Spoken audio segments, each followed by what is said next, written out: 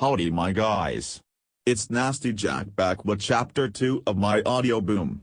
My publisher said that as long as it is free we have to release it one chapter at a time. Anyway frick you stan, you don't own me or my book. Alright boys and girls, it is time for chapter 2 of Pause for Effect. The Scary House. Catching the key from Pickle Rick, I knew it was time to do some low-down dirty gross ghost detective stuff. Although we had agreed that it was too late and dark to go in, feeling the cold steel of the key in the palm of my hand had sparked something inside of me.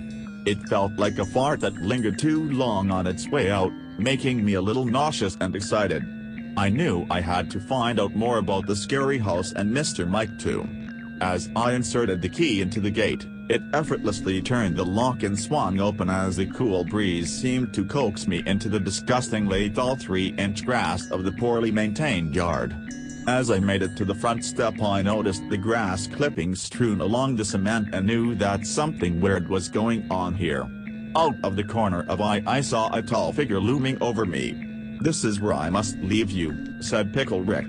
"Oh, I thought you had already left me, my dude," I replied, drinking in his childish features.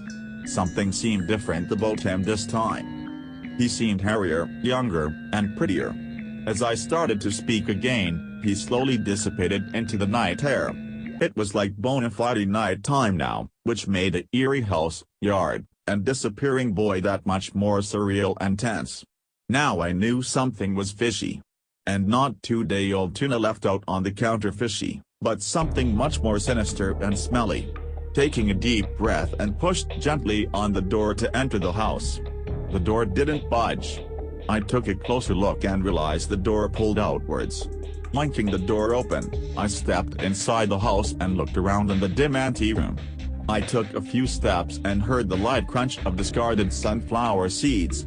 I stooped down and picked one up and put it in my mouth. I almost immediately spit it out because it was dill pickle flavored and everyone knows that stuff is straight booty. In the corner of my mind, a bit of my subconscious muttered, "Does this have something to do with Pickle Rick?" The mysteries of the house kept piling up and getting more mysteriously mysterious. Pulling my detective hat out of my shoe, I stood back up, placed it snugly upon my crown, and decided to delve deeper into the house.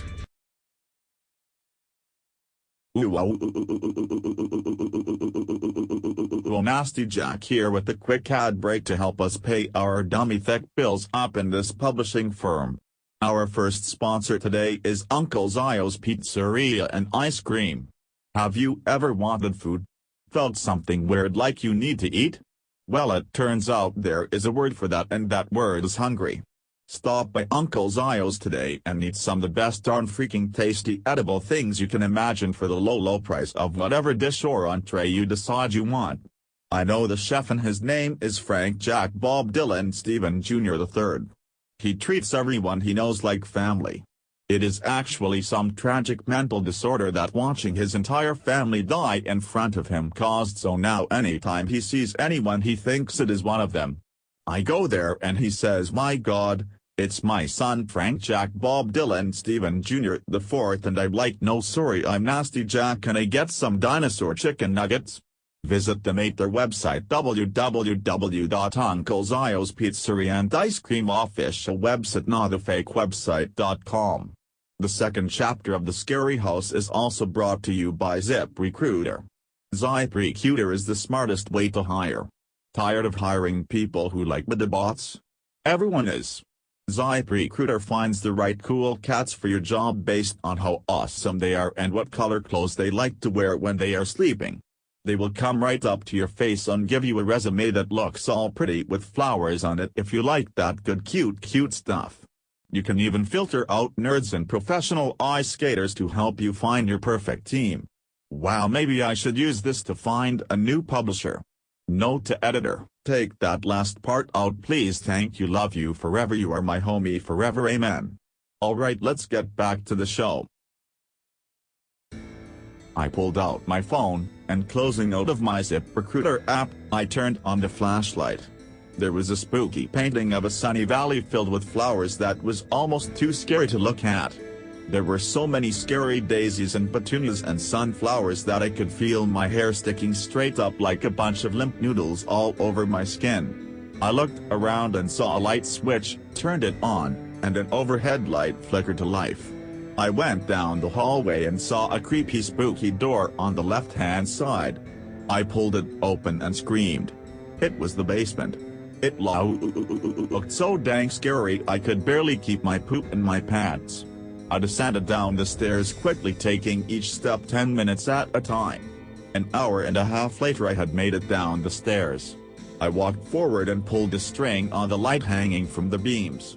Right in front of me there was a ding-a-ling-dang scary skeleton right there in a comfy-looking lazy boy chair right in front of me. Jackpot.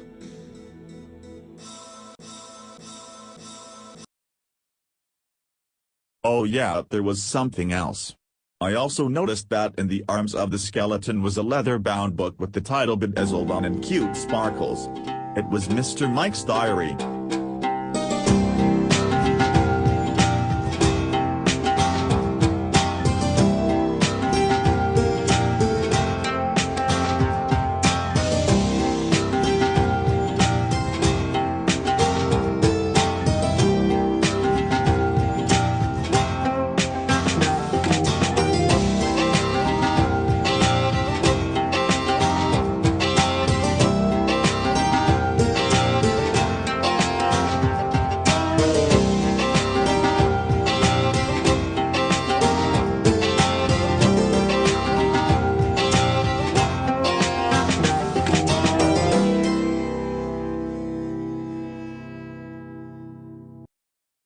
This audiobook is copyrighted by Nasty Jack Cool Storytime Incorporated.